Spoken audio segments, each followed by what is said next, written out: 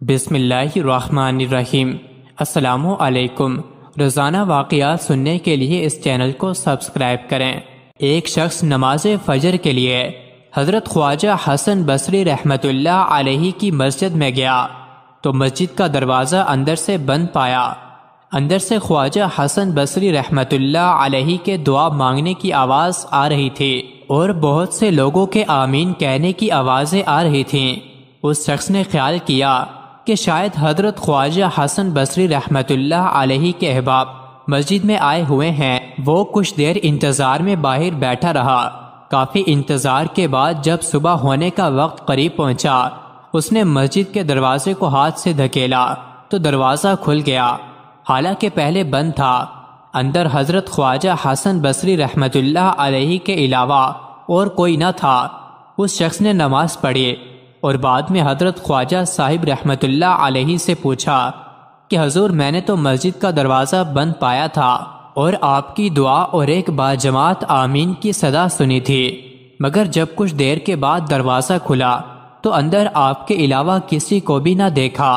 یہ کیا ماجرا ہے؟ خدا را کچھ تو فرمائیے۔ حضرت خواجہ حسن بصری رحمۃ اللہ علیہ نے اس شخص کو تنبیہ کی کہ خاموش رہے اور یہ بات کسی کو مت بتائے۔ یہاں ہر روز فجر کی نماز سے پہلے جن اور پریوں کی ایک جماعت میرے پاس درس لینے اور وعظ سننے آتی ہے اور آخر میں باقاعدہ دعا ہوتی ہے۔ آج بھی وہ مخلوق آئی ہوئی تھی اور انہوں نے ہی دروازہ بند کر رکھا تھا، اور جب وہ باہر نکلیں تو تمہیں خبر تک نہ ہوئی۔ حضرت خواجہ حسن بصری رحمۃ اللہ علیہ کا ہی ایک واقعہ ہے کہ ایک مرتبہ ایک حبشی دریا کے کنارے ایک عورت کو اپنے قریب بٹھائے شراب نوشی میں مشغول تھا۔ شباب اور شراب کے نشے میں وہ اپنے ارد گرد سے بے خبر تھا۔ حضرت خواجہ حسن بصری رحمۃ اللہ علیہ کا وہاں سے گزر ہوا تو انہوں نے اس کو سخت ملامت کیا۔ ابھی آپ کی بات جاری تھی کہ دریا کی دوسری طرف ایک کشتی آتی دکھائی دی۔ کچھ ہی دیر کے بعد کشتی گرداب میں پھنسی اور پھر ڈوب گئی۔ مال و اسباب اور سوار تمام کے تمام غوطے کھانے لگے۔ اسی وقت وہ حبشی دریا میں کودا۔ اس نے پہلے سواروں کو اور پھر ان کے اسباب کو پانی سے نکال باہر کیا۔ یہ سارا واقعہ حضرت خواجہ حسن بصری رحمۃ اللہ علیہ نے اپنی آنکھوں سے دیکھا۔ اسی وقت توبہ کی اور عہد کیا کہ آئندہ کسی ذلیل سے ذلیل شخص کو بھی کمتر نہیں سمجھیں گے۔ حضرت حنظلہ رضی اللہ تعالی عنہ کی رئیس المنافقین عبداللہ بن ابی بن سلول کی بیٹی جمیلہ سے شادی ہوئی۔ ان کی رخصتی اس رات جس کی صبح مسلمانوں کو غزوہ احد کے لیے نکلنا تھا، آپ رضی اللہ عنہ نے رسول اللہ صلی اللہ علیہ وسلم سے اپنی نئی نویلی دلہن کے پاس پہلی رات گزارنے کی اجازت چاہی۔ بارگاہ رسالت سے اجازت مل گئی۔ صبح کی نماز پڑھنے کے بعد دربار رسالت میں حاضر ہونے کا ارادہ کر رہے تھے کہ نئی نویلی دلہن نے روک لیا۔ وظیفہ زوجیت ادا کرنے کی وجہ سے جنبی ہو گئے اور غسل کی ضرورت پیش آ گئی۔ اسی وقت آپ کی اہلیہ محترمہ اٹھیں اور اپنی قوم کے 4 آدمیوں کو بلاوا بھیجا۔ وہ آ گئے تو بولیں، تم لوگ گواہ رہو کہ حنظلہ رضی اللہ عنہ نے میرے ساتھ صحبت کی ہے۔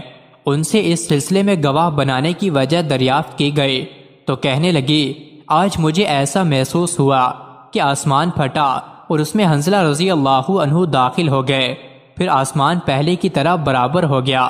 میں سمجھ گئی کہ اس جنگ میں حنظلہ رضی اللہ عنہ جام شہادت نوش کر لیں گے۔ تم لوگوں کو اس صحبت پر گواہ اس وجہ سے بنایا کہ اس سے بچہ عبداللہ بن حنظلہ کا تعلق ہو چکا ہے، کہیں ایسا نہ ہو کہ اس ہونے والے بچے کو ناجائز سمجھ بیٹھو۔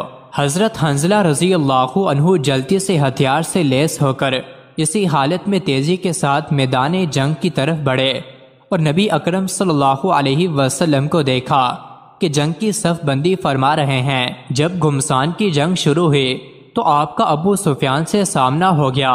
آپ نے اس کے گھوڑے کی پچھلی ٹانگ کے گھٹنے پر زوردار وار کیا، جس سے ابو سفیان نیچے آ گرا اور چیخنے چلانے لگا، ایک قریش کی جماعت، میں ابو سفیان ہوں، میری مدد کو دوڑو، دیکھو حنظلہ رضی اللہ عنہ بن ابی عامر مجھے قتل کر دے گا۔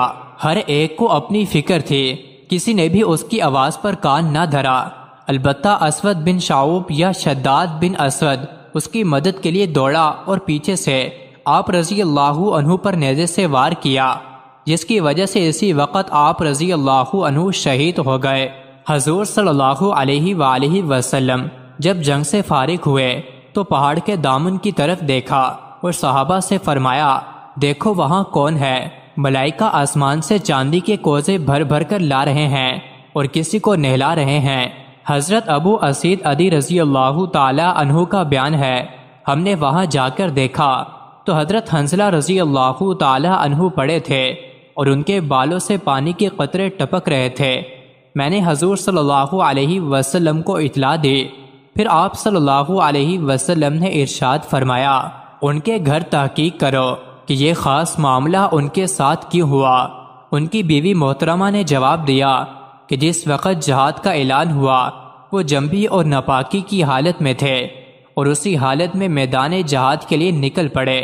رسول اللہ صلی اللہ علیہ وسلم نے یہ سن کر ارشاد فرمایا، ہاں اسی وجہ سے فرشتوں کی جماعت انہیں غسل دے رہی ہے۔ اس واقعے کی بنا پر حضرت حنظلہ رضی اللہ تعالی عنہ کو غسیل الملائکہ، فرشتوں کے نہلائے ہوئے کہا جاتا ہے۔ مزید ایسے ہی ویڈیوز کے لیے چینل کو ضرور سبسکرائب کریں۔